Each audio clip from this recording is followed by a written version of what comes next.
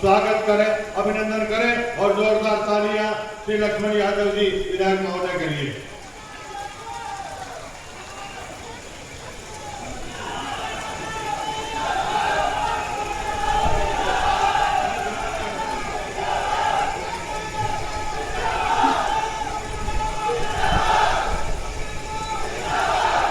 भारत माता की, भारत माता की वंदे। अब तक की कामयाबियां आपके नाम करता हूं और आप सबको झुक के राम राम करता हूं। हमारे बीच आज प्रदेश के मुखिया हरदिल अजीज, ओजस्वी, तेजस्वी और पूरे हरियाणा में सब लोग जो अपना दोनों हाथों से जिसे आशीर्वाद लगातार दे रहे हैं और भाई सबके दुख दर्द भी वो अपना मान के पूरा हरियाणा प्रदेश में 24 घंटे की लोगों की सर्विस में लगे रहते हैं। ऐसे मेरे प्रदेश के आदरणीय मुख्यमंत्री नायब सैनी जी के मैं यहाँ पहुंचने पर आप सबकी तरफ से उनका हार्दिक अभिनंदन और स्वागत करता हूं। और लाइनों में वीर भूमि रेवाड़ी का चप्पा चप्पा आपका अभिनंदन कर रहा है। वीर भूमि रेवाड़ी का चप्पा चप्पा आपका अभिनंदन कर रहा है। अतिथि देवो भव के भाव से वंदन कर रहा है। हरियाणा की राजनीति के नायक हीरे हैं नायक जी, इसलिए आपका मन से अहिरवाल का लंदन कर रहा है। और आज रेवाड़ी की जनता में बेहद खुशी है, आपका आशीर्वाद मिल रहा है और जिनका आशीर्वाद लेके हम चल रहे हैं। ऐसे इस अहिरवाल की ही नहीं बल्कि हरियाणा की आन बान और शान, जिनका निरंतर हमें आशीर्वाद मिलता रहता है, ऐसे हमारे केंद्रीय मंत्री आदरणीय राव इंद्रजीत सिंह जी, इनके लिए भी मैं कई बार कहता हूं, अगर जो सदियों से चली आई उसे रीत कहते हैं, जो सदियों से चली आई उसे रीत कहते हैं, जो सुख दुख का साथी हो उसे मीत कहते हैं। और आधी सदी से बेदाग राजनीति की है जिन्होंने, अहिरवाल के उस नेता को राव इंद्रजीत कहते हैं। और हमारे बीच में हमारी राजनीतिक विरासत बहन आरती सिंह राव, कैबिनेट मंत्री हरियाणा, जब से उन्होंने हेल्थ डिपार्टमेंट की बागडोर संभाली है तो हर जगह जाके लोगों का इस जिम्मेवारी को बेखूबी निभा रहे हैं। ठीक उसी तरह से हमारे बीच में हमारे पूर्व साथी 4-5 बार सांसद रहे और अब कैबिनेट वजीर हैं हरियाणा में, उन्होंने भी अभी हाल ही में रोहतक में एक बहुत बड़ा आयोजन करके और लोगों का आशीर्वाद लेने का काम कराए थे। हमारे कैबिनेट मंत्री डॉक्टर अरविंद शर्मा जी भी हमारे बीच में है, उनका भी हार्दिक अभिनंदन है। और उनके साथ में मेरे आदरणीय और सदा जिनका आशीर्वाद हमें बना रहता है और पहले अनवर से पूर्व सांसद रहे, आज तिजारा से विधायक हैं, ऐसे महाराज महामंडेश्वर महाराज बालकनाथ जी का भी आशीर्वाद हमें इस अवसर पर मिला है। एक बार स्वागत अभिनंदन।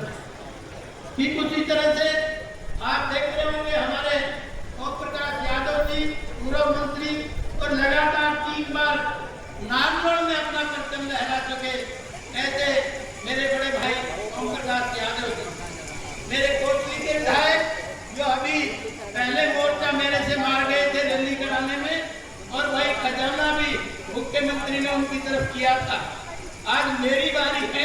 ऐसे मेरे साथी भाई अनिल यादव जी भी कोसली के विधायक हैं, जो निरंतर आपके उस काम में लगे रहते हैं। और ठीक इसी तरह से बावल में भी लगातार आपके बीच में रहने वाले डॉक्टर किशन यादव भी बावल के विधायक हैं। और मैं माफी चाहते हुए महामंडलेश्वर 1000 श्री श्री 1008 स्वामी जी हमारे बीच में हैं, वो भी हमें आशीर्वाद देने आए हैं। ऐसे हमारे कालिदास जी महाराज, जो सारे जीवन जिनका समाज को समर्पित रहा, अध्यात्म को समर्पित रहा, ऐसी शख्सियत को भी मैं नतमस्तक करता हूँ, प्रणाम करता हूँ। और मेरे अनेक साथी यहाँ मंच पे हैं, भाई रत्नेश जी हैं, सतीश कोला जी है, हमारे मंडल के अध्यक्ष हैं, पूनम हमारी चेयरमैन है, हमारे कंवर सिंह जी दारूहेड़ा के चेयरमैन हैं, भाई सत्यदेव जी हैं, भाई ईश्वर जनेजा जी हैं, और हमारे उपाध्यक्ष बीच नगर परिषद के हैं, और आगे भी हमारे चारों मंडल अध्यक्ष हैं, और बिमला चौधरी भी हमारी कटौती से यहाँ चल के हमारे बीच में आइए, उनका भी हार्दिक अभिनंदन और स्वागत मैं करता हूँ। और पूरी टीम का साथ में प्रशासन का भी मैं करता हूँ इस मंच के माध्यम से। प्रशासन ने भी इस गर्मी के मौसम में इतना बढ़िया आपका इंतजाम करके दिया है, उनको भी मैं साधुवाद देता हूँ। उन्होंने भी ये व्यवस्था करने में पूरा समय लगाया है।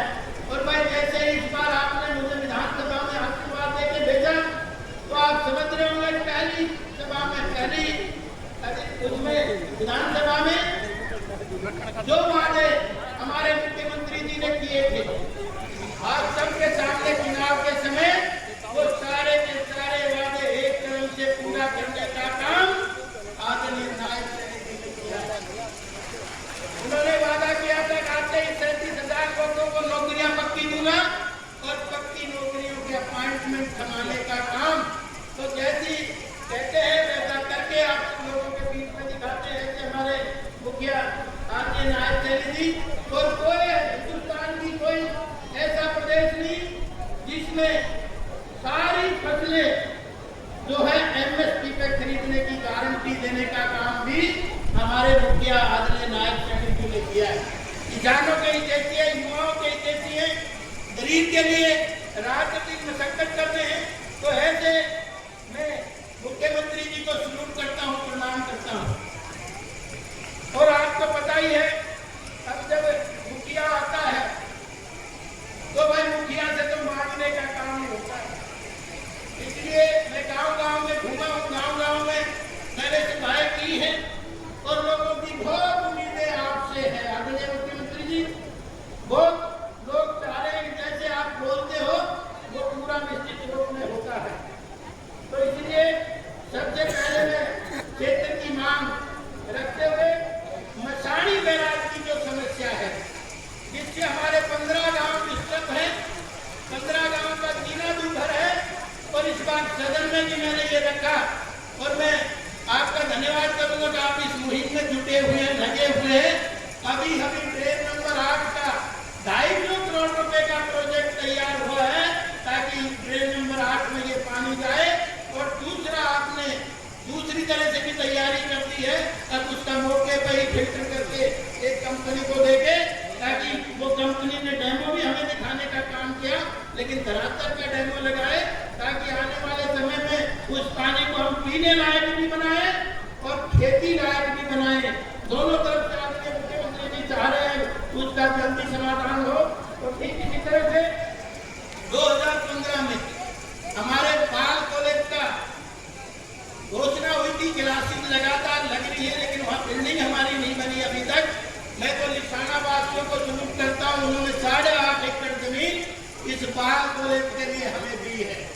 इसलिए उसका नक्शा भी पास हो गया, केवल बजट का है, उसका भी बजट पास करने का काम करें। और जिला नागरिक अस्पताल को भी अच्छे से बनाए और नया बनाए, 200 बेड का हॉस्पिटल। और रेवाड़ी विधानसभा कस्बा धारवाड़ा में प्राथमिक स्वास्थ्य केंद्र की भी मैंने डिमांड की थी। बहन जी ने हमारी डिमांड मानी है, लेकिन पीएचसी से सीएचसी की मानी है। मैं चाहता हूँ वो सब डिविजन हॉस्पिटल बने, क्योंकि वहाँ 1.25 लाख से भी ऊपर जनसंख्या हो रही है। तो ये भी मैं आपसे आग्रह करूँगा। रेवाड़ी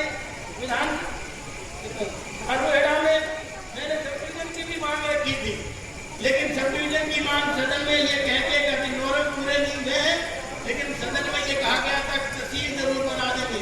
तो मैं तो आपसे आज तहसील की मांग करता हूँ, और अगर आपको हमारे को और आशीर्वाद रखना है तो धातोड़ा को उपमंडल की घोषणा भी आप करें।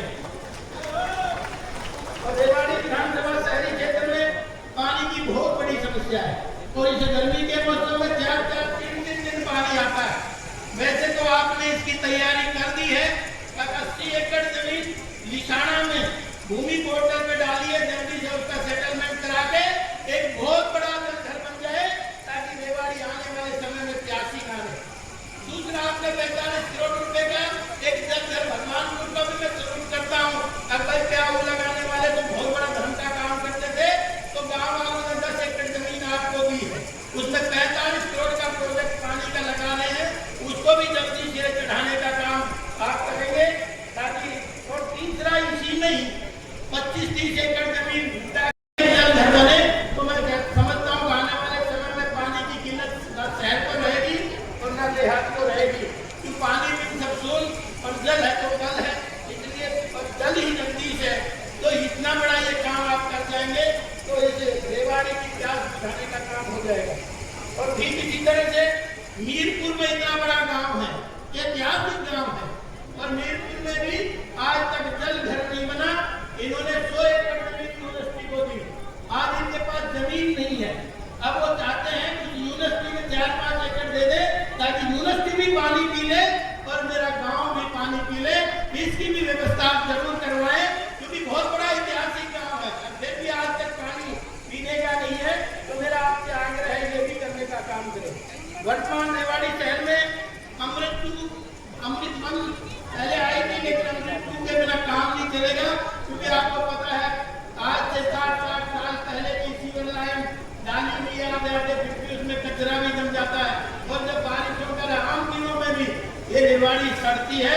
तो मेरा आपसे निवेदन है, अमृत 2 को भी पास करके जाए, ताकि आने वाले समय में न पानी की दिक्कत हो, न सीवर की दिक्कत हो, न सफाई की दिक्कत हो। और वर्तमान में आपने देखा होगा कि हमारी जर्जर बिल्डिंग बनी है नगर परिषद की, और उसकी भी हमने 1.92 एकड़ जमीन हमने ले ली है। आने वाले समय में उस पर बिल्डिंग बने, और हमारा वादा भी था, उस समय हमारा वादा था चुनाव के समय तक हम इसको नगर परिषद की बजाय नगर निगम बनाएंगे, तो नई बिल्डिंग भी बनेगी, और आप उसका भी अनुदान पास करेंगे, तो निश्चित तौर पर आने वाले समय में एक धरातल मजबूत होगा, नगर निगम की तरफ हम तेजी से बढ़ेंगे। और ठीक इसी तरह से एक ऑडिटोरियम की भी डिमांड थी, 89 में जिला बना था, लेकिन आज तक ऑडिटोरियम जिले में नहीं है, ये भी एक कमाल की बात है। इसलिए मैं चाहता हूँ उस ऑडिटोरियम को भी आप बनाने का काम करें, क्योंकि उसके लिए भी हमने 1.42 एकड़ जमीन है, वो उसको अनुदान से कर ली है, और उसका शायद पैसा भी जमा हो गया है। और एक जिला स्तर के ऊपर हमारे पास आजकल 3000 से भी ज्यादा एडवोकेट है, लेकिन मैं चाहता हूँ अब उन जुडिशरी के जो कैंपस है उसको भी एक्सटेंशन करें, कि पीछे भुट्टा की जमीन पड़ी है, क्योंकि आज तो आदमी से आदमी सिर से सिर वहां मिल रहा है, तो वहाँ कहाँ तो वकील बैठते हैं, उसकी व्यवस्था भी कराने की जरूरत है। और इसी तरह से, ताकि कभी आपने जो लेबर कोड दिया है उसके लिए आपका धन्यवाद, आपने जो हमें ट्रेजरी दी है धानगढ़ में, उसके लिए भी आपका धन्यवाद करता हूँ मैं बारंबार। और ये भी, क्योंकि जिले में कोई बैठने का स्थान नहीं है जहाँ 1000 लोग एक कैंपस में बैठ के इस तरह के कार्यक्रम कर सके। इसी तरह से जिला रेवाड़ी में भी हमारे पास जमीन है, तो उसमें भी आप उसको सब डिवीजन का दर्जा भी दें, और साथ में कृषि भवन बने, क्योंकि वो जमीन हमारे पास अवेलेबल है। कृषि भवन बने, एक ही छत के नीचे हॉर्टिकल्चर, एग्रीकल्चर, फ्लोरिकल्चर, फिशरीज और पशुपालन, और साथ में water and soil testing lab एक छत के नीचे हो जाए, इसलिए किसानों को इसमें आसानी मिलेगी। सब कुछ तैयार है, ये 42 नंबर हमारे पास जगह है। और पूर्व सैनिकों के लिए भी आपको तो पता है, आपने बजट में इतना बड़ा काम करा है। अब सैनिकों के लिए, क्योंकि आप जानते हैं मेरे यहाँ का सैनिक, फिर बड़गांव की लड़ाई होती, गोवा की लड़ाई होती, हाथीपीर की लड़ाई होती, शांति सेना की लड़ाई होती, कारगिल की लड़ाई होती, चतुर की लड़ाई हो, मेरे यहाँ के लोगों ने कभी पीठ पे गोली नहीं दिखाई, छाती में गोली खाने का काम किया है, तो हम उन रणमार्गों की संतानें हैं। तो मैं चाहता हूँ आदरणीय मुख्यमंत्री जी, आपने जैसे बजट में इसका बजट एलोकेट किया है, अब एक बड़ा संग्रहालय यहाँ पे सैनिकों का बने, ताकि आने वाली पीढ़ियां हमारी प्रेरणा ले सके कि हमारे पूर्वज जैसे थे। और ठीक इसी तरह से इनके सैनिक सदन की जमीन फाइनल हो गई है, उसका भी पैसा उसकी बिल्डिंग का भी करे, ताकि एक छत के नीचे सैनिकों को पूरा सम्मान मिले, पेंशन का भी उनका काम मिले, मेडिकल फैसिलिटीज भी उनको मिले, और दूसरे अन्य सुविधाएं भी उनको एक जगह एक छत के नीचे मिले, ऐसा भी मेरा आग्रह है। और हमारे सैनिक भी कुछ बैठे होंगे, उन्होंने कहा था हमारी मांग जरूर रखेंगे। जरा सैनिक कितने बैठे हाथ उठा लो, तो वो भी हमारे बीच में बैठे हैं, इसलिए उनकी ये डिमांड आपने पूरी करके ही जाना है। और धारूहेड़ा बाईपास के निर्माण को भी जल्द से जल्द पूरा कराया जाए। आज धारूहेड़ा का भी इतना कंजेशन है, इतनी भीड़ है, वहाँ गाड़ी निकल नहीं पाती, और भूमि अधिग्रहण कानून हमने बनवा रखा है, ना ले रखी है जमीन, केवल आपने उसको आगे बढ़ाना है, ताकि धारूहेड़ा का बाईपास भी इसके साथ बन जाए। और प्रजापति जो चौक है हमारा, दक्ष प्रजापति का जो चौक है, वहाँ आज आपने 65 करोड़ 32 लाख के बस स्टैंड का शिलान्यास किया है। आपको साधुवाद है, आपको बधाई है रेवाड़ी की जनता की तरफ से। तो मैं चाहता हूँ अब उस चौक से लेकर मीरपुर यूनिवर्सिटी तक 4 लाइन बने, क्योंकि वहाँ जब सारी इतनी बसें आएंगी तो कंजेशन होगी, तो वो 4 लाइन वहाँ तक बन जाए। ये भी आशीर्वाद मैं इस अवसर पे आपसे चाहता हूँ। और गांव खटकड़ा से होगा वो 75 फीटा जो रोड है सीधा भवाड़ी को जाता है, वो भी आधा अधूरा पड़ा है, उसकी भी जमीन सरकार ने ले रखी है, भूमि अधिग्रहण कर रखा है, उसको भी पूरा कराने का आदरणीय मुख्यमंत्री जी मेरा काम करेंगे। और नगर परिषद रेवाड़ी नगर निगम का, जैसे मैंने पहले बोला है, उसका दर्जा दिलवाने का भी काम करेंगे।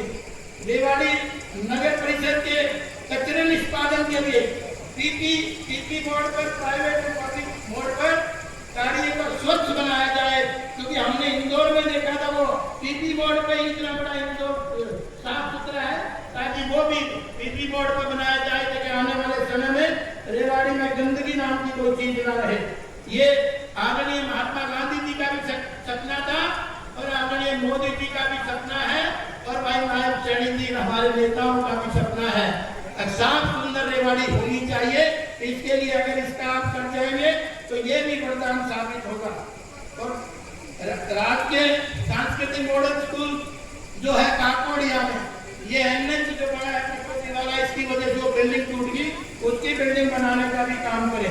और मैं तो ताजुब मानता हूँ, अगर मैं जब पश्चिमी बंगाल में चुनाव में गया तो 1800 ईस्वी की वहाँ डिस्ट्रिक्ट लाइब्रेरी है।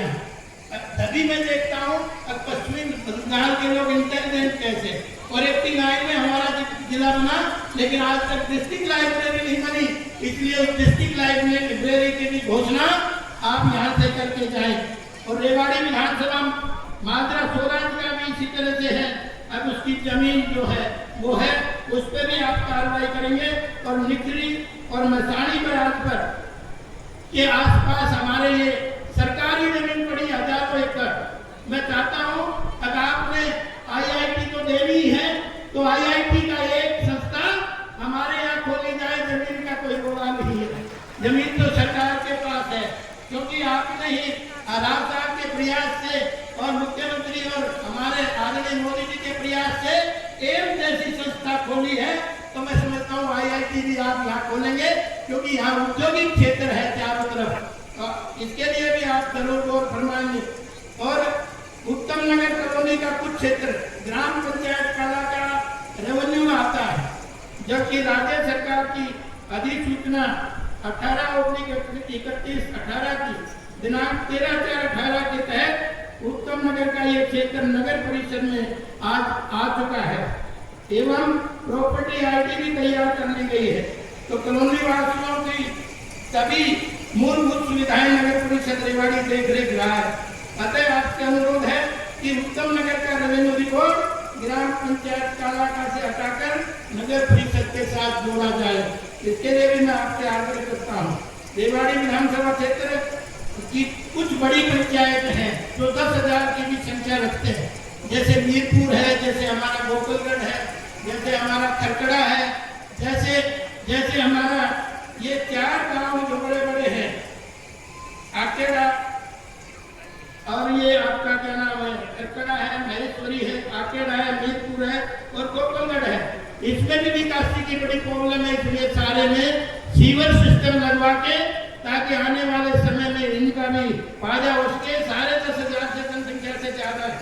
और साथ ही ग्राम पंचायत आकेड़ा में उनकी भी एक डिमांड है। अब आकेड़ा के साथ लगते हुए गुजर के साल की भी एक डिमांड है। वो कहते हैं सब जगह ITI है, लेकिन हमारे यहाँ ITI नहीं है, जबकि इंडस्ट्रियल एरिया हमारा पास है।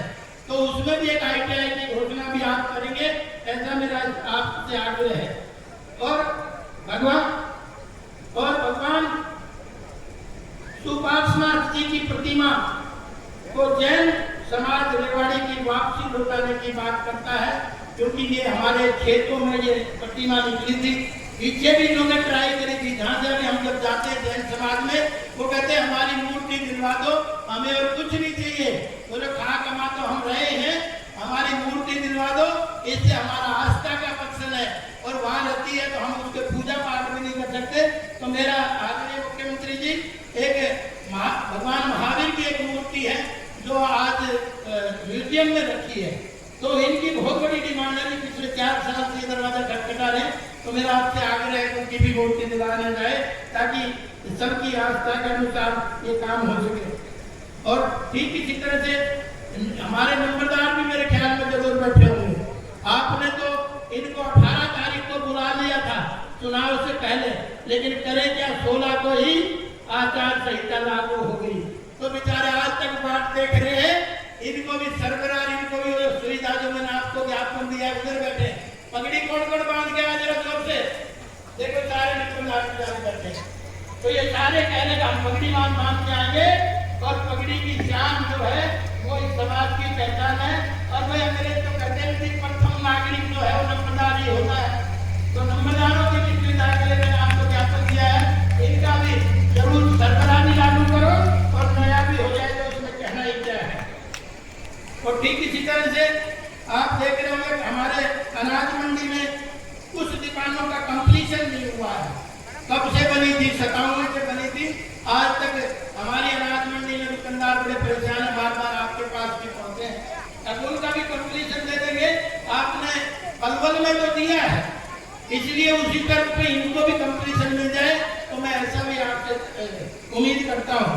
और माननीय महोदय जी, राज्य सरकार के द्वारा शिक्षा समितियों पर लगाया गया जुर्माना भी को भी रिन्यूअल किया जाए। निजी विद्यालयों को 10 वर्षों के बाद दोबारा जो मान्यता देते हैं, इंस्पेक्शन तो ठीक है, लेकिन उनको उतना टोर्चर ना करा जाए। और इसी के साथ साथ हमारी सरकार ने और हमारी सरकार ने इनका जो कोविड के समय का टैक्स था, वो आज तक भी खड़ा है, उस पर प्लंटियां लग रही, जबकि सरकार ने इसको माफ करने का कहा था। तो मैं चाहता हूँ कि इनको भी इस बात के विद्यालय संचालकों को राहत दी जाए, ताकि ये भी इस बार अच्छा अपने बच्चों को पढ़ा रहे हैं। इस बार मेरे जिले में 8 IAS बने हैं, 8 IAS बने हैं। 44 सारे हरियाणा में बने हैं, लेकिन 8 यहाँ बने हैं। तो इनका बहुत बड़ा योगदान है। तो उसी दृष्टि से इनको देखते हुए इसमें भी हमारा करें। और अगला मैं आपसे आग्रह करूंगा, आप ही और विधानसभा में हमने आरक्षण की मांग उठाई थी, और उस आरक्षण की मांग को पूरा करने वाला आप ही शख्सियत ऐसी है। और मैं चाहता हूं, आपने ग्रुप 3 और 4 में तो 27% OBC का कर दिया, और क्रीमी लेयर को भी ठीक कर दिया। एक बार जोरदार ताली तो बचा दो। क्रीमी लेयर को भी आपने ही ठीक करा, सरपंचों को भी आपने ही पावर दी। सरपंच भी आपसे बहुत खुश है, आपने जो इनकी ताकत और शक्ति बढ़ाई, इसलिए ये भी खुश है। तो इसलिए मैं ये चाहता हूँ कि क्लास 3 और 4 में तो आपने 27% कर दिया, क्लास 1 और 2 में भी अगर आप 27% कर दे, तो आपकी बल्ले बल्ले, और बाकी सब थल्ले थल्ले। तो ये भी मैं आपसे आज निवेदन करूंगा। तो इसीलिए और एक कुछ पंचायत में जो CPN बेचारे लगे हैं, उनकी मुश्किल से 6,000 में दिहाड़ी नहीं है महीने की, सुबह से शाम तक वो काम करते हैं। चौकीदार करते हैं।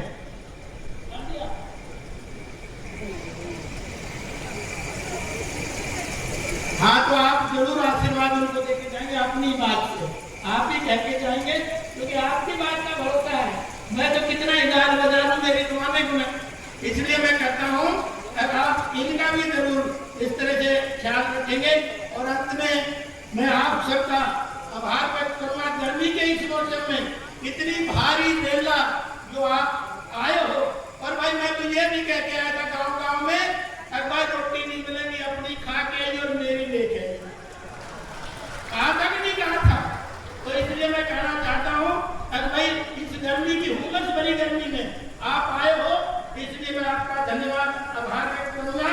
अंत में अपनी वाणी को विराम देते हुए, क्योंकि मुझे लगता है मंच पे मैंने ज्यादा समय ले लिया, माफी मांगते हुए अंत में ये कहते हैं, वे सुबह से ही जन सेवा में तपने लगते हैं, वो सुबह से ही जन सेवा में तपने लगते हैं और साकार करने में जुटे हैं जो सपने लगते हैं।